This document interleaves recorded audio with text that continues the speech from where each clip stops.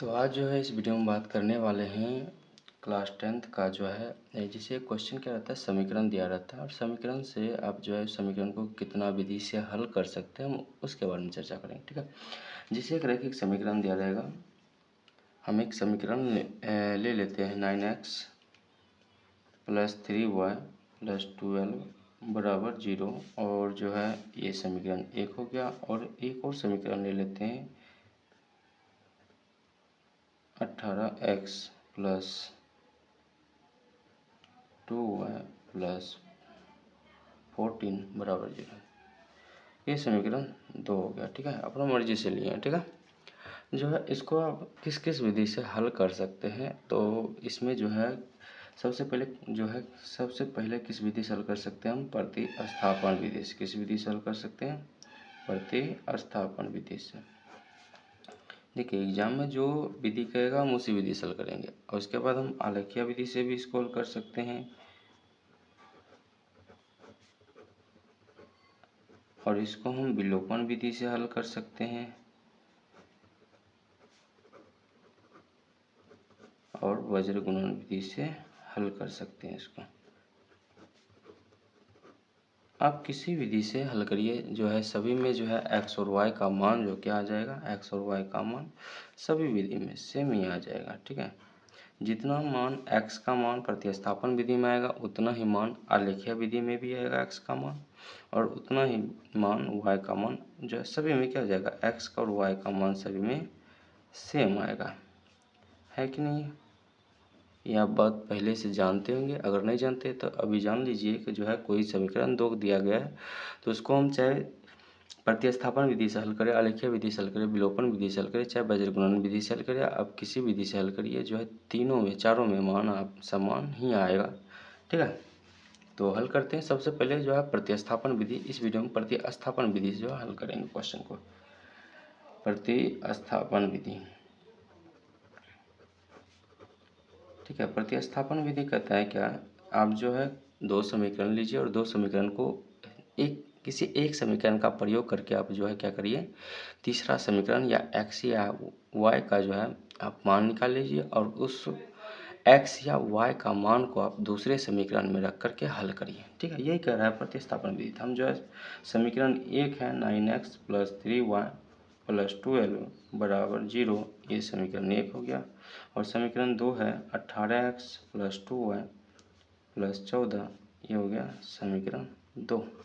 हम किसी एक समीकरण को हम यहाँ से तोड़ेंगे, जैसे समीकरण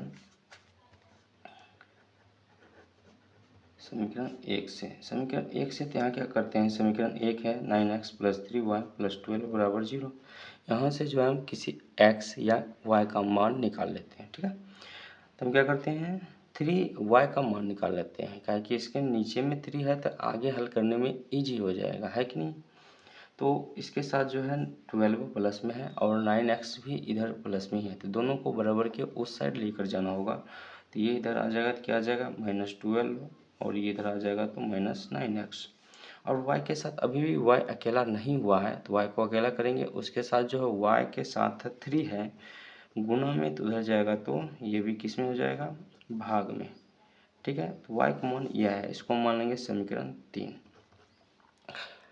यहाँ से y का मान निकला है तो y का मान अब क्या करेंगे, देखिए समीकरण हमने एक को तोड़ा है, अगर एक को तोड़ा है तो समीकरण y का मान समीकरण 2 में रखेंगे, अगर 2 को तोड़ते तो समीकरण जो y का मान समीकरण 1 में रखते। जरूरी नहीं कि हम y को ही तोड़ें, x को भी आप तोड़ सकते हैं, x को तोड़ दीजिए। ठीक है, तो हम यहाँ पर लिखेंगे थोड़ा सा। देखिए एग्जाम में जो है अच्छे नंबर लाना है तो आपको थोड़ा सा भाषा का प्रयोग करना पड़ेगा, ताकि जो है जो भी एग्जाम कॉपी चेक करेंगे वो आपको अच्छे से नंबर दे। ठीक है, तो यहाँ लिखेंगे y का मान समीकरण 2 में देने पर, ठीक है, 2 क्या है समीकरण 18x + 2y + 14 बराबर 0। ठीक है, यही है ना। चलिए मान रखते हैं इसमें, y के जगह पर रखेंगे मान, ठीक है ना। किसके जगह पर रखेंगे, y के जगह पर। y के जगह पर रखेंगे तो x के जगह पर कुछ नहीं रखेंगे, 18x ऐसे रह जाएगा 2 और y के जगह पर आ जाएगा 12 माइनस 9x बटा 3, ठीक है। और प्लस में है, प्लस में क्या, 14 बराबर 0, ठीक है। ये है मान। अब जो है यहाँ से आगे अब हल करेंगे। यहाँ हो गया 18x, ये इसके साथ गुना होगा -24, और ये इसके साथ गुना, देखिए minus plus minus minus plus minus 2 और 9 गुना होगा 9x, तो 18x हो जाएगा। और 3, अभी बीच में प्लस ही रखिए यहाँ पर, ठीक है, क्योंकि ये ऊपर कर लिए हैं। तो यहाँ से क्या आ जाएगा, एलसीएम ले लेंगे तो 3 नीचे आ जाएगा, और ये इसके साथ गुना होगा तो हो जाएगा 18 3 54x, और उसके बाद -24 और -18x प्लस 14 को उधर भेज दीजिए या यहीं रहने दीजिए, कोई बात नहीं। या डायरेक्ट इसके साथ भी क्या कर लीजिए, एलसीएम ले लीजिए, तो 14 यहाँ पर क्या आ जाएगा, 14 3 42। इससे क्या होगा, आगे ये इसके साथ गुना होकर के क्या हो जाएगा, 0 हो जाएगा। इससे फायदा है। तो बचा क्या यहाँ पर सर, यहाँ पर जो है ना 54x से 18x दोस्तों घटाएंगे तो कितना बचेगा, 36x, और 24 में से 42, यानी 42 में से 24 घटेगा तो कितना बचेगा, 18। कितना बचेगा, 18, प्लस में 18 बराबर 0। अब इधर प्लस 18 ही ना बचेगा ना, देखिए 12 में से 4 गया तो 8, उसके बाद 3 में से 2 गया तो 1, ठीक है। अब इधर ये प्लस में तो उधर चला गया तो माइनस में, तो 36x बराबर क्या आ जाएगा, -18, और x का मान निकालेंगे तो यहाँ से आ जाएगा x बराबर 1/2, वो भी माइनस में, क्या आ जाएगा, x का मान 1/2 माइनस में। अब ये x का मान किस में रखेंगे, देखिए हमको तो x का मान निकल गया है, लेकिन y का मान भी निकालना पड़ेगा ना, तो x का मान क्या किस में रख देंगे, एक समीकरण 1 में रख देंगे, समीकरण 3 में रख देंगे। तो यहाँ हल कर देते हैं। y का मान समीकरण 3 में रखने पर,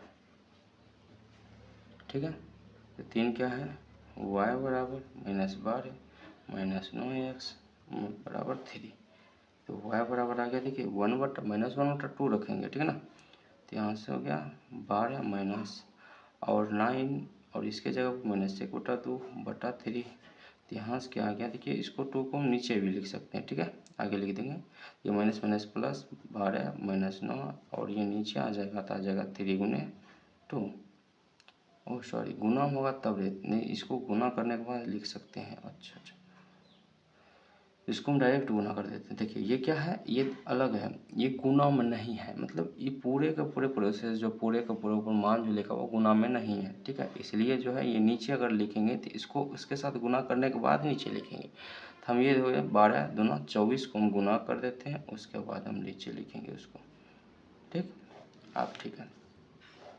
तो y बराबर आ गया, ये घटेगा तो बचेगा -15, ठीक है, -15 ही बचेगा, ठीक है, ये नीचे में जगह 6 काट सकते हैं, 5 3 15 2 3, तो y बराबर आ गया -5/2, ठीक है। कुछ गलती है, ये इसके साथ गुना होगा -24, फिर आ जाएगा, ठीक ही है, ठीक है।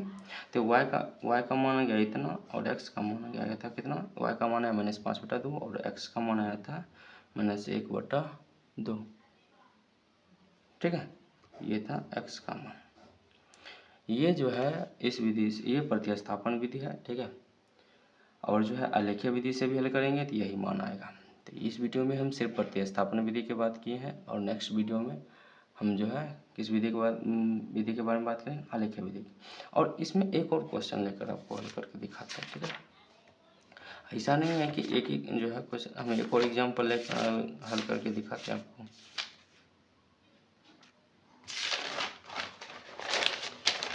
हमने एक बुक से क्वेश्चन ले लिया है, √2x - √3y बराबर 0, और एक क्वेश्चन एक है √5x + √2y बराबर 0। देखिए इसको भी हम हल करके दिखा देते हैं, ठीक है। दूसरा एग्जाम्पल हो जाएगा ना, एग्जाम्पल नंबर दूसरा। यहाँ पर क्या करते हैं, किसी x या y का मान निकालते हैं, अब देखिए समीकरण 1 समीकरण 2 आप कोई भी ले सकते हैं। अगर 1 लेते हैं तो इधर माइनस है तो उधर जाकर प्लस हो जाएगा, ताकि हमको माइनस का झंझट नहीं रहेगा, ठीक है। अगर इसमें लेते हैं तो दोनों का सोचिए, आप सोच सकते हैं, आप सोचिए अच्छे से कि अगर हम जो है आगे माइनस झंझट हो सकता है अगर समीकरण दूसरा को हम तोड़ते हैं, तो इसलिए क्या करेंगे, पहले को तोड़ देंगे। तो समीकरण फर्स्ट से √2x माइनस √3y बराबर 0, इधर ये माइनस में तो उधर चला गया तो प्लस में यहाँ से आ गया √2x बराबर √3y। और यहाँ से अभी भी x अकेला नहीं हुआ है, तो x को अकेला करेंगे, यहाँ आ जाएगा √3y बटा √2। इसको मान लेंगे समीकरण 3, है कि नहीं है। चलिए आगे बढ़ते हैं। आप समीकरण जो है x का मान समीकरण किस में डालने पर, x का मान समीकरण 2 में डालने पर, x का मान समीकरण 2 में रखने पर भाषा लिखने से जो है आपको एग्ज़ाम में अच्छे नंबर आएगा, ठीक ना। सलीका से लिखना पड़ता है एग्ज़ाम में नंबर लाने के लिए।